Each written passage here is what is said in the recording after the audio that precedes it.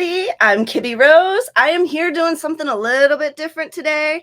As I've said before, I'm pulling in some new stuff. Today we're going to be interviewing a new author who has put out a new book.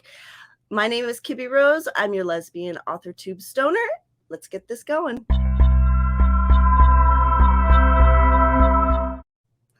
I have a wonderful friend of mine that has put out a new book. She's here to tell us all about it. She also does scam bait videos, which is 2 different ways that I have found her. I want to introduce and bring you on Miss Cora. Hi. This is Cora, everybody. Would you like to give yourself a little intro as well? Yeah, I'm CorasAtHerCorner on YouTube, and I'm also known as Corner Kathleen is my author name. And I do scam baiting and I write romance novels. And we're here today to talk. Do you want to introduce the book that we're here to talk about today? Yeah. So this is actually the proof copy, but this is A Complicated Summer Love. I spent my NaNoWriMo project making this, and it is finally finished. Yay! And when does it come out again? It comes out February 12th, so it would be this Saturday from when we're recording. Awesome. And for all of you that are watching, I do have the link in the description down below for the Amazon for if you want to go ahead and go and purchase it. You can click on that link. There's also Cora's link to her channel, and you can check out her channel at any time. For those of you that are new, hello and welcome. For those of you returning, remember to hit that like and subscribe button because I'm probably not going to mention it again through this video. So to please the YouTube gods and that wonderful algorithm, hit that like and subscribe button, and let's get rolling. So, Miss Cora, do you want to give us a little background description on the book? Yeah. So, best friends, Bex, a starving artist, and Misty, a drag queen, moved from a small town to Sing Sing in search for better opportunities.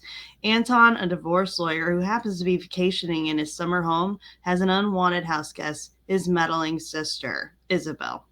He encounters an altercation involving Bex at one of Misty's shows one random night at the local casino.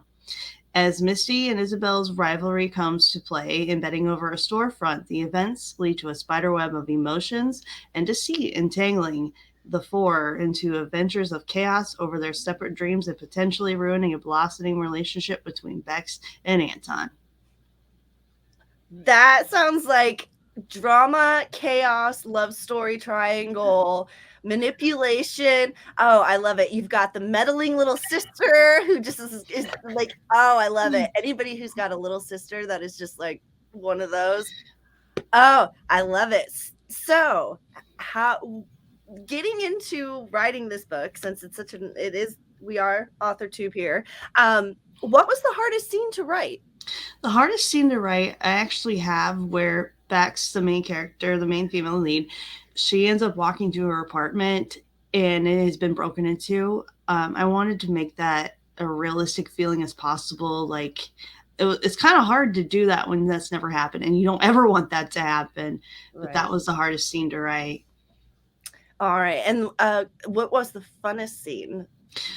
I did not realize until after I went through editing, the funnest scene or the funniest scene was when Anton was meeting with his friend Brian at the beginning of the book at the casino. Like, his sister is meddling and vindictive and stuff. I didn't realize how much crap they gave her. Ah. That was actually funny. I was laughing the first time. I was like, wow, I gave her crap. But she deserved it. So you found out that you're pretty good at giving people a hard time, huh? Yeah. You're like, oh, and I've seen that before with writers when they realize there's a side of their personality that they didn't necessarily realize until they read it in the book. And then they're like, am I that? I guess I am that mean, or I'm that funny, or I'm that vindictive, or, oh, wow, I didn't know that side to me. That's one part that does entertain me about reading books, because there is some things, if you know what to do, know how to read it, that you can pick up from the author. That is just like, it's kind of like a subliminal underline that we don't even realize that we're putting into the book that's actually there. So, all right. So what are some areas where you wish you could change or expand on? There's not really much I would change, except for as a reader myself, I would go back to the ending of the book and change it for the fact of what I like to read at the ending. But then if I did that, there wouldn't be no second book coming. So this was more of like satisfying your reader side versus allowing your creative author side to expand. Yeah. So you really did hit you're like, that's a good little battle inside your own mind, though. But that also means that you are writing for yourself and not necessarily just to write a book, and I like that about authors. It comes from somewhere. It's not just I'm just writing for the heck of it. Yeah. So on that note, what was the hardest character to write? The hardest character to write was the main lead, Bex, surprisingly. When I went in there, usually I kind of come up with some traits for characters, and then as I write the story, new trait comes up, I add it to the book Bible. With her, I went in barely knowing how I wanted her exactly to be. Did I want her to be too strong? Did I want her to learn to become stronger, which what ended up happening. So, and then I was like, is she gonna have a personality by the time I'm done reading this? So I had to go through it to make sure she did. Did you base it on anybody or any personalities that or any characteristic traits of your own? With her, probably some traits of my own back when I was roommates with a drag queen who's still one of my best friends. So it's like I kind of had to go back to that mindset of before I was completely ruined by retail. Did you think to go back and ask that person to reflect on that time and help you out and give you a little bit of insight to the personality at the time? Surprisingly, I didn't. I'm surprised I didn't go back to him at all. Maybe you should do that for the second book. Maybe, because the second book does involve a lot with Misty, so maybe you could go use him as kind of like, do you remember how I would have responded like that back then? That's, and that might be a tactic that some author tubers haven't thought of is, if you're basing on because there's a part that just made me think, because there's a character that I have that is based on me in my 20s. And I'm thinking now, maybe I should go back and ask some people, like, am I getting this right in how I would have responded? Because I know I've changed. I mean, I know I've died and come back. You can't really not change after that. No. But so now I'm kind of curious. So this is interesting that maybe we figured out a whole new tactic for people to work on. Maybe we discovered something here. All right. Well, so what techniques did you use then? Since we're, to transition into that, what techniques did you use for character development? Look, I would end up, like I said, I would write the traits of what I think I would want them to be. And then, like, I've never had to, like, erase a trait that I've only done 2 books. 3, technically, I'm on almost done with my 3rd. I've never had to erase a trait. So once the traits are there, they're there. And I think what it is the acting little thing in my mind where I mess with scammers. As I'm writing down, it's like when we hit the one character's part of the story, like my brain just goes to that character and knows how to be. It's weird. And it switches to the other character. I've noticed can you say that it's kind of like multiple personalities? Mm-hmm. It's kind of like that, yeah, except for it's more of acting than actually having multiple personalities. Right. But like, and I wonder about that too, because I worry about the characters bleeding into each other. Like when they're in the same scene, it's easy for me to separate them. But when they're not, when they're like individually out on their own, I know I can slip into that character and do it that way, but I'm hoping that it comes off that way after I'm writing. Because for you, what book number is this for you? This would be number 2 that I'm releasing. That you're releasing. And I've watched you do your scam baiting, your acting abilities. You are very good. Okay. What areas did you really have to research? Like, what areas of the book did you really have to research in order to write it? With this, there wasn't too much researching like I did with the last one. I took more of a couple field trips because this story is actually, I decided to base the story kind of around my city that I live in right now, because we have all these parts of the city. Like we have the very rich area right outside of town. We have the whole art district, the starving artist apartments there. So I started coming up with this idea last summer, and I told my husband, like, because we go on family trips in the car, I'd be like, let's go down to the beach, let's go down for a while. I want to pick out a house out of all of these houses. And so I'm pretty sure we were getting looks because the private beaches were closed for COVID. So I'm like looking at all these houses, and finally I see one. So I took a picture of that house as he's driving fast, trying to get a good picture. Yeah, I did. You were in public. Technically, it's not illegal because you were in public. We probably looked like with what my husband drives. We probably looked more like tourists than like poor people wondering like if we can have that house. Why do I just? I don't know why, but my head just flashed to the Hollywood Hills and like the famous people seeing all the cars go riding by, and they're just like looking like. Okay. Anyways. But yeah, so I got that picture of the house, and then I actually kind of I never put it in the book, and I kind of wanted to, but I never did. But I built a map of what I think the inside of that house looks like. Oh, nice. So there was the main setting there, and then the other one was the art district area. So I've only been there before with nieces and nephews in like during trick-or-treating time, because they'll have the business trick-or-treat. So I have never done it when it's safe and secure. Because there's homeless guys all over that area. When I say homeless guys, I mean the ones that are kicked out of the shelter because they're doing bad stuff. So I kind of was like, okay, let's take a trip down there. Let's get a feel of it. So I get out there, and of course there's like a homeless guy walking around. I'm like, I'm going to ignore you. Everything's going to be okay. It was a little nervous, or a little nerve-wracking, but you know, I kind of.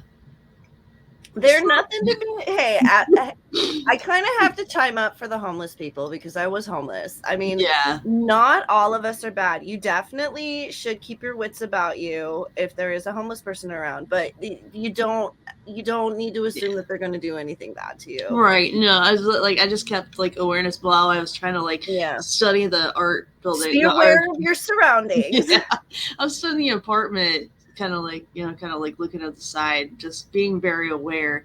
But not all of us were bad. No, but like I said, this is where they go when they get kicked out of the shelter. And those are usually the ones that either stealing or they're on drugs or So I just kept awareness as I studied the apartment building as much as I could, because that's where Bex lives in the story. So yeah, I did a couple field trips. Yeah, that's cool. Which makes me reflect on if you took field trips like that, why didn't you go back to your friend and take a field trip? Because I didn't think about that. Because you didn't think about it. I did tell him that I was doing this, that the character was based off him, and he's like, because I had told him while I was still writing my other book, I'm like, is it okay if I write a drag queen character based off of you? He's like, that is so cool. Yes. And I would keep up tabs with him ever so often before. And I think the reason why I didn't go to him during the story writing is before he actually did my hair. This is supposed to be red. It's completely out. But he did my hair, and like we spent actually it was 2 whole different days, just like catching up and like being like what it used to. So I think that's why I didn't need to go back to him during the writing process. Yeah. Well, maybe for the second book, since you said you have more interaction between the characters, this would be a good way to just, and I have done it before where I've had somebody play the other character for me as I write it out. That might be something you want to do, is like do a scene, like do a little scene exchange with him. I'm sure he would love it if he really is a drag queen. They are all for, dude. I'm sorry, but some of the best, improvers that I've ever met are drag queens. Yeah, heart to all of the drag queens in Long Beach and Orange County and San Diego and Hillcrest and all my hometown, my old streets. The funny thing is, I grew up with brothers. And my mom grew up only with a brother, so she never really taught me how to do makeup too much. My friend taught me how to do makeup. That's kind of a funny story because I was never really into makeup. I think it was more when puberty started hitting is the time when I remember like, okay, maybe I should wear a dress. But even when my mom tried to put me in dresses when I was a girl, like I was a true tomboy even in 85. I was a tomboy. Always outside, always getting dirty, even in dresses. My knees were always scraped. I always had scratches and bruises and cuts somewhere. Jeez. My elbows, my knees, somewhere. My mom once said I had so many marks one time that my mom said to me, "You're going to regret how many scars you have when you're older." And I was like, she was right. Oh, jeez. All right. Next one. Which was the easiest part of or actually, no, strike that, reverse it. What surprised you most about yourself during the writing process?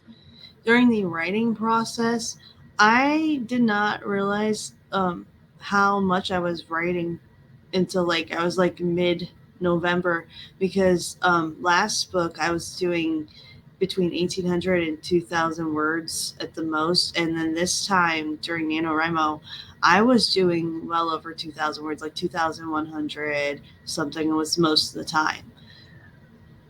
So you were able to get a lot done with the writing process using Nano. I finished before the month was even over.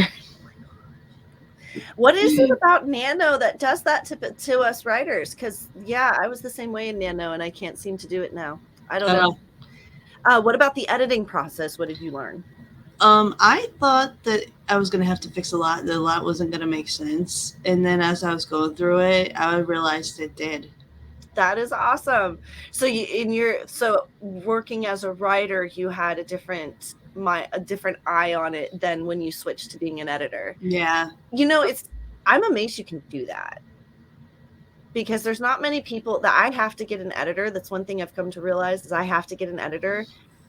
And the fact that you're able to switch like that is amazing to me. The thing is, I still had to send it off to an editor, and then when it came back, I still had to edit. Wow. That's not good. I would question the editor. Anyway, okay. But that's because, first of all, I had COVID during the editing process. And then after I handed it off to her, she had just gotten over being sick too, but she didn't have COVID. And I've had COVID and the vaccine, and I'm going to tell you right now, your brain functioning in any capable process a week to two after having it, no, it ain't going to happen. It's not going to work. You're thinking it's working, but you're going to find out in about a month how many things you were like, wait, that was, anyway. But yeah, I did scam baiting while I had it. Yeah, but if you go back and watch your scam baiting videos, I bet you were like just off the rails. But I got lucky because the one, my friend, Boss Life, he actually helped me during one of the episodes. And it wasn't just because I had COVID. He just ended up being there. And so that one worked out. That one was funny. You two played. I have to admit, when you have somebody that you can play off of, that's what you should do with those Amazon ones. The ones that are slower, that are just assholes, you should have a secondary person in there to just, you've got to figure out how to get their goat better. That's the thing. If you can't get their goat, it doesn't deter them from doing it again. When the thing I've noticed this watching scam baiters, because you're not the only one I watch. There's other, Scammer Payback is another. Yeah. I'm a fan of him too. But it's when they get frustrated to the point that they're aggravated, and that's what the deterrent is. And then it gets to the point where you hear them quit, and it's like you've got to almost cause a PTSD scenario for them, where it creates a synapse connection where every time it starts happening again, their brain wires it differently. And yeah. And with them, that's really hard because you can't control what they do. But when you bounce off of somebody, you're able to catch their goat real quick. Like, I don't know why, but you, like, when it slows down, when they're not, you play off of somebody really well. That you are a natural, oh my God, I forgot the word. I don't know. The only thing I could think of is improv. Okay. You are a natural improv. But the problem with improv is you have to have somebody else who's good at improv to bounce off of, because each of you have to give them basically a diving board. Yeah. Like you have to be able to give them a springboard or a seesaw where you're it's like, okay, I lifted you up, now you got to lift me up. But when the Amazon guy doesn't play off of you, that's what you're like, sitting on the bottom of the seesaw, like swinging your feet, like, come on, dude. That's when somebody needs to come up behind the Amazon guy and just be like, whoop. It's like Tuesday. It's like he chose Tuesday's video. He chose boredom. He woke up and chose boredom. No, that man has learned. That man is one of those that has been doing this for so long that he has a block. He has a mental block to getting frustrated. To him, it's just that's why you've got to create an emotional response to it. He's been able to cut off all emotion to it, so he's able to just keep going and it doesn't bother him. That's why getting them frustrated to the point that they lose it causes a deterrent factor, because there's an emotional response which creates a different synapse, which that synapse, it's going to go that direction the next time it happens, because that's the newest synapse. And the more they encounter the situation that causes them frustration, the more it's going to deter them. It's the deer analogy, I think, from DBT therapy, or DB therapy, dialectical behavior therapy, about creating a new synapse. And I was just like, that's what they got to do to the scammers, because I've noticed that the scammers also, when you're emotionally into it like that, that's when you make mistakes. That's when they screw up. That's when you're able to catch them in crap. And for the ones that hack, that's when they're able to get them. That's when they slip up and you're able to get access. And it's like, we need to. I love it how you playing off of somebody else gets. That's how I can see you mastering getting those Amazon people, by having somebody else to play off of in the background.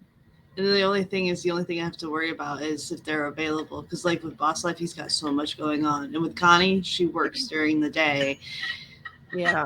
And your schedule is so random too, because you have the kids. Mm-hmm. All right. Well, since we were just talking about scam baiting videos and everything else, totally got off topic. We're still going to keep it in because it's regarding your other channel. But the last question, because I know this is important. Do you have any sequels coming? I do.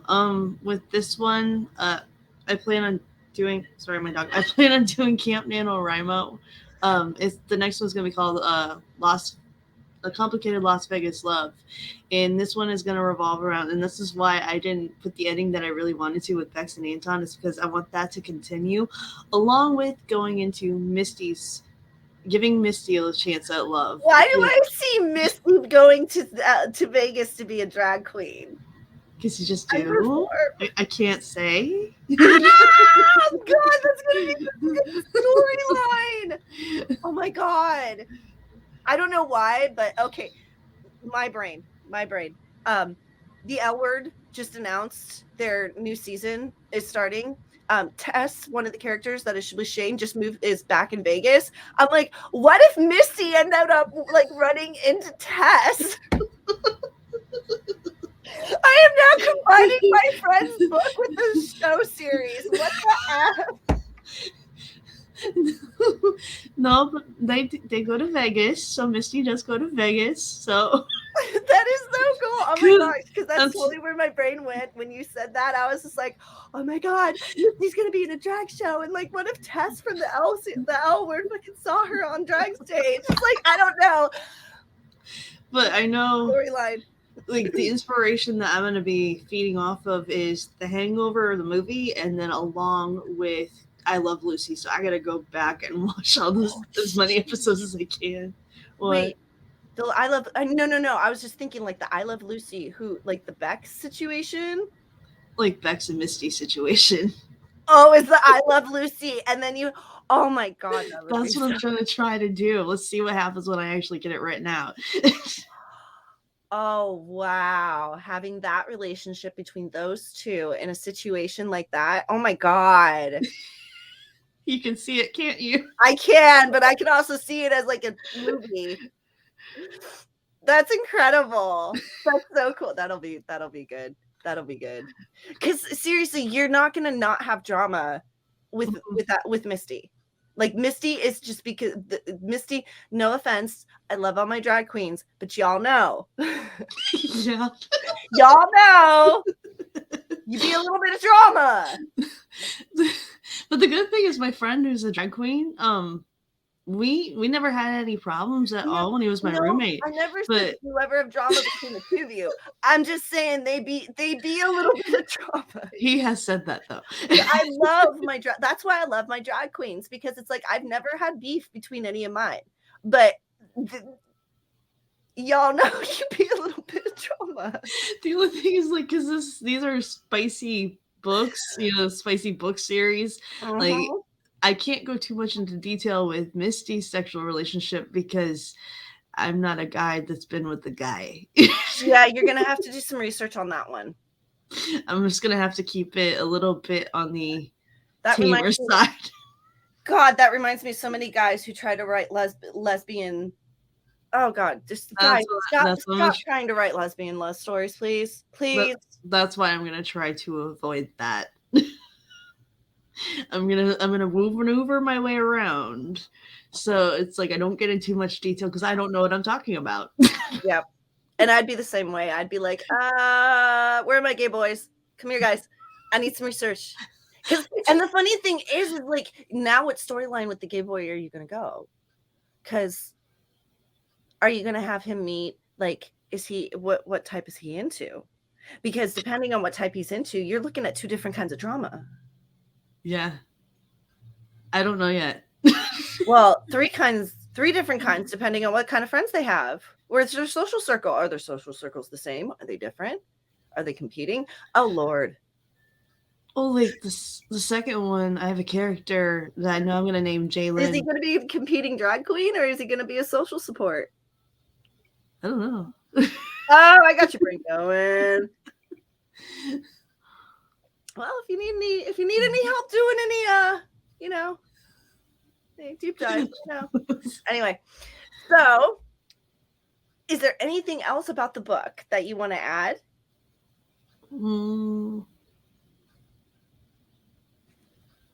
Just this is going to be a standalone series, so the next book, like, it may help to read the first book, but the second book would be just, on its own. You just have more history of what went on between Anton and Bex for the second book. Like, you have the start of the drama. Yeah. Why do I feel like this is almost going to be like the Star Wars thing, where you want to read book 2, and then after you read book 2, you're like, I got to figure out how this started. Probably. And I was thinking about a third one. Give me the back history. But I was thinking about a third one too, but I'm not sure how well it's going to work out because it would be around Anton's meddling sister. And my editor's like, well, you got to redeem her a little bit in the second one if you're going to have her own in the third one. That's how bad I made her character. Yeah, or you're just gonna have people like not even wanting to read about Isabella because it gets to the point where you're just like, I don't even want to know about this character. I don't care. Because it can also be, because the third one can also be a redemption, figuring out who she really is. Or you got to make it where it's like she dies and it's victorious, like Umbridge. Maybe. Where the character is just so freaking despised that like they're searching for the storyline of her death, like just kill her out. That's what. Yeah, dude. Oh gosh, now I'm kind of worried. Is Isabella an Umbridge? Isabella's just a bitch. Well, Umbridge. So when can we expect the next book? So I'm going to start writing it in April because I'm finishing the one I'm doing now. Well, the one I'm doing now that's not the sequel, that I'm hoping to be released in April or May, I'm hoping. But that one's a different book, different series. Now, the next one in the series, I'm going to write in April, and I'm hoping to release it end of June, beginning of July somewhere. Nice. All right. So we'll look forward to that. Is there anything else that you wanted to add other than, well, your books are coming out. We've got your Scammer Payback channel covered. Anything else you want to cover that we haven't mentioned yet? I don't think so. All right. Well, then, everyone, thank you, Cora, for coming on today and coming in and doing this interview with us and sharing your book. For everybody, again, if you want to purchase her beautiful, wonderful book, it is going to be linked down below in the description. And I am KibbyRose. I am your lesbian author tube stoner, and I'll see you next time. Y'all have a good day. Bye.